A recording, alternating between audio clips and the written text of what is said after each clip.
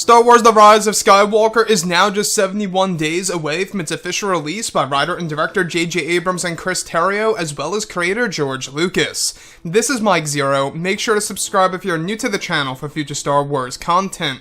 Now, what's really intriguing about Episode 9 is that we do know that this film, at the end of the day, is going to be a revelation film, answering many of the burning questions from The Force Awakens that will be answered in Episode 9 by, of course, Disney and Lucasfilm. That's going to change our view of the past 8 Star Wars movies that come before this one. And that's the exciting thing about Episode 9, is that, of course, this film really is going to reshape the franchise in a positive way, at least what JJ and Chris aim to do, in order to wrap up the entire Skywalker saga. Now, these past couple of weeks or so, we've been learning a whole lot more about this film, and when it all comes down to various shot descriptions of the upcoming Trailer 3 of Episode 9, this is where things begin to get very intense for this movie.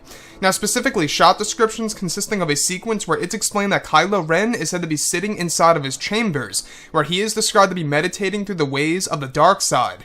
It's said that as Kylo Ren does this, he is holding the broken pieces of Darth Vader's lightsaber that is split into 3 different pieces, where the red cracked kyber crystal can be seen.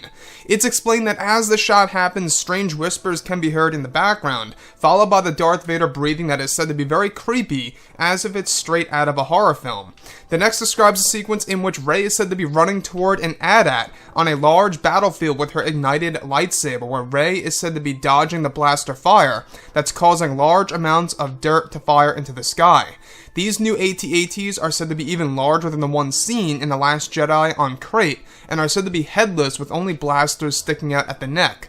Another goes over a moment in which a side view of Palpatine is said to be looking out a window on board of his new Star Destroyer, where the camera is said to slide past him, showing six of his annihilators beginning to fire on the world of Kijimi, where these new superweapons are said to be just as powerful as the Death Star, however can be controlled to not destroy the entire planet to save it for colonization.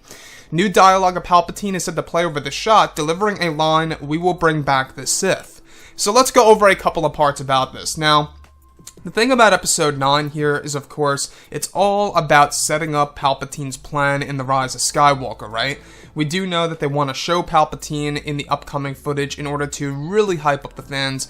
It almost reminds me of The Last Jedi, where we got our first official look at Snoke in the flesh and not in the form of a hologram, and a lot of people were not expecting that. I think that a lot of fans were not expecting something like that and got very surprised. Same exact thing is happening here with the upcoming footage of Episode 9's third and final trailer, including the Palpatine himself in the flesh, in the form of, the new trailer that's going to be coming out in just like a week and a half, give or take. So, with that being said, the thing that really interests me the most here out of all of this, the one part that I think a lot of fans are really just going to be very much puzzled over, is of course the line of dialogue that Palpatine is set to deliver at the very end of the trailer, or at least near the trailer, something right along those lines, is where he actually says, "We will bring back the Sith." Who is we? Now, I would go ahead and assume that it's either himself and/or Rey, since there's a lot of leaks that have been going around that we have been talking about that Rey is going to be the granddaughter of Palpatine, so that's a very possible thing that he's actually delivering this line to, or Palpatine is talking to Kylo Ren about "we will bring back the Sith."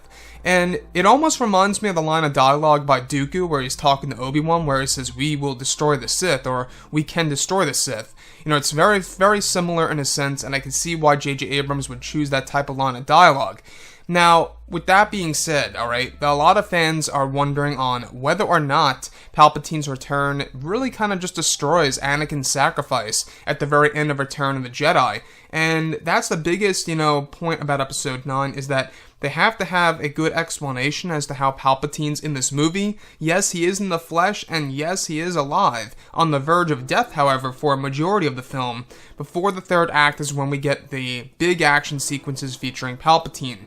Now, the other piece that I do want to go over, of course, is the new AT-ATs. Now, Rey is actually said to be on a battlefield with her ignited saber and running and sprinting toward this new AT-AT, where it's actually said to be headless. Now, once again, we got a little look at that in The Force Awakens on Starkiller Base, and we can see that JJ is going back to his roots. He's going back to what was only done so little in The Force Awakens that's now going to be a main part in Episode 9.